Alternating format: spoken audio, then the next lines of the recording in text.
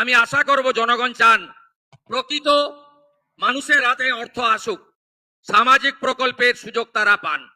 তাই এই সরকারের উষা লগ্নে শুরুতে আপনারা আমাদেরকে সহযোগিতা করুন, আমরা আপনাদের সহযোগিতা করব। প্রয়োজন হলে বাড়িতে পাঠাবো আমরা মানুষ, আমাদের কর্মচারীদের, সহযোগী কর্মচারীদের, যাতে আমরা পোর্টালে আপলোড করা, ফর্ম নথিভুক্তকরণ করা এটা ঠিকঠাক ভাবে হয়। আপনারা সবাই রাষ্ট্রবাদী জনগণ, আপনারা চাইবেন না যে বাংলাদেশ থেকে আসা অবৈধ অনুপ্রবেশকারী তিনি অন্নপূর্ণা যোজনা পান, বার্ধক্য বিধবা ভাতা পান, আপনি চাইবেন না। কারণ এটার অধিকার কেবলমাত্র ভারতীয় নাগরিকদের রয়েছে।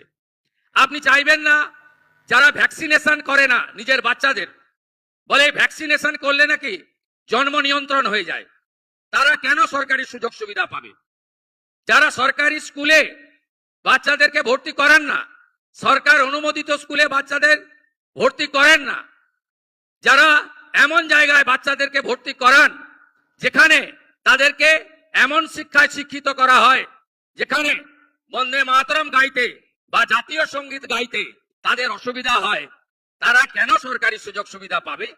তাই আমাদের যে ফর্ম, আমাদের যে ব্যবস্থা, তাতে আমরা একবারই চাইব, এবং এই স্বচ্ছতার সঙ্গে যে তালিকা হবে, এই তালিকাতে আপনাদের যা যা প্রয়োজন এই ডবল ইঞ্জিন সরকার তাই তাই পৌঁছে দেবে।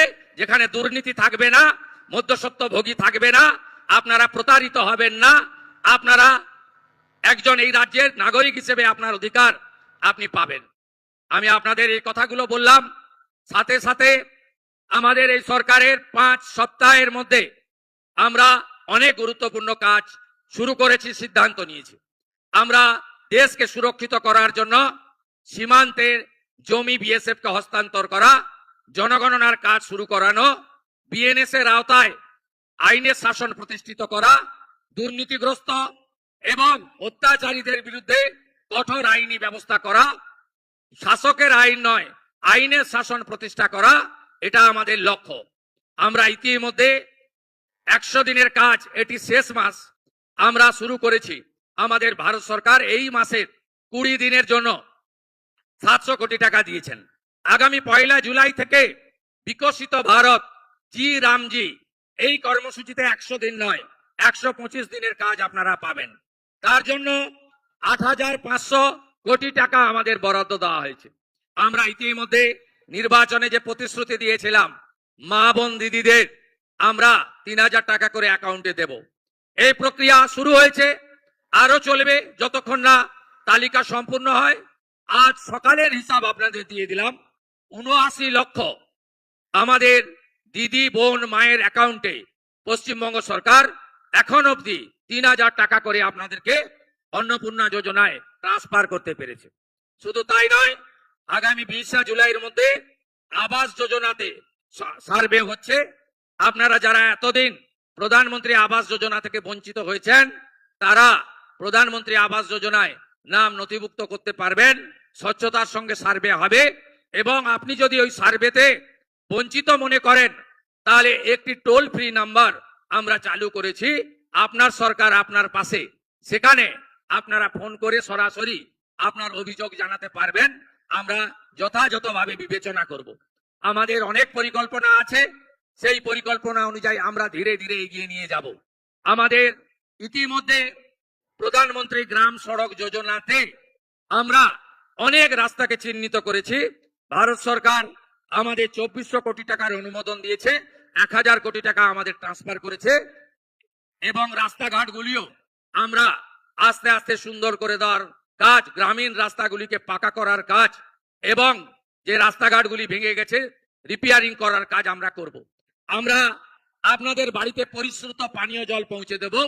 জল জীবন মিশনে আমরা 39,000 কোটি টাকা কেন্দ্রীয় সরকারের সঙ্গে চুক্তি করেছি, এবং দীর্ঘদিন ধরে নন্দীগ্রামবাসীর যে জলের পাইপগুলো পড়েছিল, আমি এখানকার এমএলএ ছিলাম বলে রাজনৈতিক কারণে, প্রতিহিংসার কারণে সে কাজও আমরা শুরু করেছি। আপনারা পরিশ্রুত পানীয় জল পাবেন। আমরা সব সেক্টরে সব এলাকায় কাজ করছি। আমরা আয়ুষ্মান মন্দির এবং স্বাস্থ্য ব্যবস্থায় আমরা গুরুত্বপূর্ণ সিদ্ধান্ত নিয়েছি।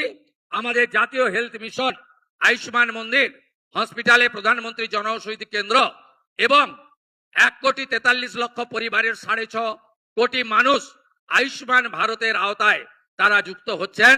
আগামী জুলাই মাস থেকে কার্ড পাবেন এবং যে কার্ডে আপনি 5 লক্ষ টাকা পর্যন্ত বিনা পয়সায় বিনা খরচে চিকিৎসা পাবেন। শুধু আপনি নন, আপনার বাড়ির যে লোকটি পেটের টানে বাইরের রাজ্যে চলে গেছে সেও মহারাষ্ট্রে অন্ধ্রপ্রদেশে বসে আয়ুষ্মান ভারতের কার্ডের সুযোগ সুবিধা পাবেন। এইভাবে রেশনের ক্ষেত্রে, কৃষি ক্ষেত্রে আমরা অনেক সিদ্ধান্ত নিয়েছি, যার কার্যকর আপনারা দেখতে পাবেন। আগামী 22 তারিখে আমাদের রাজ্য বাজেট রয়েছে, সেখানেও জনকল্যাণে অনেকগুলি উল্লেখযোগ্য সিদ্ধান্ত আমরা নেব। রাজ্য সরকার কর্মসংস্থানের ক্ষেত্রে ত্রিমুখী নীতি নিয়ে চলবে।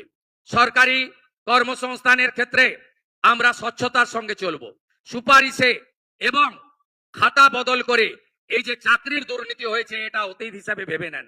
আমাদের আগামী দিনে যারা চাকরির পরীক্ষায় বসবেন তারা কত নাম্বার লিখলেন তার কপিও বাড়িতে নিয়ে আসতে পারবেন, OMR এর কার্বন কপি। আগে মৌখিক পরীক্ষায় বেশি নম্বর ছিল, আমরা মৌখিকের নাম্বারও কমিয়ে দেব, একাডেমিকের নাম্বারও বিবেচনায় আনবো এবং আজকে SC ST, প্রকৃত OBC এবং EWS বা দিব্যাঙ্গ যারা বঞ্চিত হয়েছেন আগের সরকারের আমলে, আমরা 100 পয়েন্ট রোস্টার মেনে তফসিলি জাতি উপজাতি, আমাদের প্রকৃত OBC, দিব্যাঙ্গজন এবং অর্থনৈতিকভাবে উইকার যারা EWS তাদের সংরক্ষণ যথাযথভাবে দেব কর্মসংস্থানের ক্ষেত্রে। শুধু সরকারি চাকরিতে কর্মসংস্থান সকলকে সম্পূর্ণ করা যায় না। আমরা প্রধানমন্ত্রী মুদ্রা যোজনা, বিশ্বকর্মা যোজনা, PMEGP নানাভাবে আপনাদের ব্যবসার ক্ষেত্রে যে ভর্তুকি কেন্দ্রিক মিনিমাম ইন্টারেস্টে guarantee free loan, security free loan রয়েছে, সেই লোনও আমরা আপনাদের দেওয়ার ব্যবস্থা করব। ইতিমধ্যে 3 লাখ লাখপতি দিদি হয়েছে। আমাদের লক্ষ্য এই বছর অন্তত 10 লক্ষ মহিলাকে আমরা SHG গ্রুপের মাধ্যমে লাখপতি দিদি বানাবো। এই সংখ্যা আগামী দিনে আরো বাড়বে। তৃতীয় হলো শিল্পায়নের জোয়ার। এই রাজ্যে জমি নীতি এবং সিঙ্গেল উইন্ডো সিস্টেম এবং ইন্ডাস্ট্রির ইনসেন্টিভিয়াস ইত্যাদি চালু করে আমাদের ইন্ডাস্ট্রি পলিসি আনছে, যেখানে আমরা এই রাজ্যে আরো বেশি করে শিল্পায়নের মাধ্যমে কর্মসংস্থান আপনাদের হাতে তুলে দেব। আমরা এই রাজ্যের মঠ মন্দিরগুলোকে সাজাতে চাই। আমরা আমাদের এই যে ধর্মীয় তীর্থক্ষেত্রগুলি রয়েছে তাকে সাজানোরও বড় পরিকল্পনা আপনারা আগামী দিনে দেখতে পাবেন। এবং আমাদের রাজ্যের গুরুত্বপূর্ণ জায়গাগুলি কোচবিহারের মদন মোহনজিউর মন্দির, জলপাইগুড়ির জলপেশ মন্দির, আমাদের মতুয়া ধাম ঠাকুরনগর থেকে শুরু করে তারাপীঠ, তারকেশ্বর, কালীঘাট, দক্ষিণেশ্বর সহ মা বর্গভীমা সহ আমাদের যত ধর্মীয় স্থান আছে তাকে আমরা নতুন করে সাজাবো। আপনারা জানেন দীঘাতে বিগত সরকার খাতায় কলমে একটি কালচারাল সেন্টার করেছিল। সেই কালচারাল সেন্টারে আমাদের সনাতন সংস্কৃতিতে 4 ধাম আছে, যার মধ্যে পুরী ধাম অন্যতম। ধাম শব্দকে আমরা সরিয়ে দিয়েছি। আমরা ওটা যে প্রকৃত নাম অর্থাৎ শ্রী শ্রী জগন্নাথ কালচারাল সেন্টার, ওই নামে সেটাকে আমরা স্বীকৃতি দিয়েছি। কিন্তু ওই ক্যাম্পাসের মধ্যে প্রভু জগন্নাথ দেবের যেখানে পুজো হয় সেই জায়গাটুকু মন্দির হিসাবে তার আমাদের যে সংস্কৃতি রয়েছে সেই সংস্কৃতি মেনে পবিত্রতার সঙ্গে পূজা পাঠ প্রসাদ হবে, সেটাও আমরা সিদ্ধান্তের মধ্যে রেখেছি। তাই বলতে গেলে অনেক সময় লাগবে। ঘরমাক্ত পরিবেশ, আপনারা জনকল্যাণ শিবিরের সুযোগ নিতে চান, আমি আপনাদের কাছে বিনীতভাবে বলবো সুযোগ আপনারা নিন। প্রান্তিক মানুষ যারা ইলেকট্রিকের বিল দিতে পারছেন না তারা প্রধানমন্ত্রী সূর্য ঘরের সুবিধা নিন। 100 ইউনিটে 30,000 টাকা, 200 ইউনিটে 60,000 টাকা, 300 ইউনিট সৌর প্ল্যানে 78,000 টাকা ভারত সরকার আমাদের মাধ্যমে আপনাকে দেবে। সোলার প্লেট লাগান, ইলেকট্রিকের বিল আর আপনার কাছে আসবে না। তাই বহুমুখী উন্নয়নের যে সুযোগ কেন্দ্র রাজ্য মিলিয়ে এই জনকল্যাণ শিবির থেকে আমরা দিলাম, এটা আপনারা গ্রহণ করে আগামী দিনে একটি সুন্দর বাংলা, সোনার বাংলা, উন্নয়নের বাংলা, বিকাশের বাংলা, প্রগতির বাংলা তৈরি করবেন এই বিশ্বাস রাখি। নন্দীগ্রাম কেন্দ্রিক একাধিক উন্নয়নের কাজ আমরা নিচ্ছি। আমরা এখানে কৃষকদের ক্ষেত্রে, পানীয় জলের ক্ষেত্রে, রাস্তাঘাটের ক্ষেত্রে, বিদ্যালয়গুলি সাজানোর ক্ষেত্রে, ICDS সেন্টারগুলি নতুনভাবে তাদের যে প্রয়োজনীয় ব্যবস্থা দেওয়ার ক্ষেত্রে আমরা নানা সিদ্ধান্ত নিয়েছি। নন্দীগ্রামের মানুষকে রেলে চড়ানোর জন্য জেলা শাসককে নির্দেশ দেওয়া হয়েছে। এখনো যে 6 একর জমি হস্তান্তর বাকি রয়েছে, তার মধ্যে ইতিমধ্যে তিনি 3.5 একর সরকারি জমি রেলকে দিয়ে দিয়েছেন। বাকি 2.5 একর জমি পারচেজ করে রেলকে দিয়ে দিলে আগামী মার্চ মাসের মধ্যে আমি আশা করি, বা আগামী কয়েক মাসের মধ্যে আপনাদেরকে আমি রেলে চড়াতে পারবো, এই বিশ্বাস আমার আছে। সাথে সাথে হলদিয়া নন্দীগ্রাম সেতু নির্মাণ, এটি আমাদের বড় কর্মসূচি। হোল্ডার সেতু আমরা করব, যাতে জাহাজ চলাচলে কোনো অসুবিধা না হয়। এর বাইরেও এইচটি ক্যানেল সংস্কার সহ কাঠের ব্রিজগুলোকে পাকা ব্রিজে পরিণত করা, হলদিয়া উন্নয়ন পর্ষদের একাধিক উন্নয়নমূলক কাজ ইতিমধ্যে অনুমোদিত হয়েছে। আমরা আপনাদেরকে যে আশা স্বপ্ন নিয়ে এই সরকারকে আপনারা এনেছেন, আমাকে জিতিয়েছেন, আমি সেই স্বপ্ন আপনাদের পূরণ করব।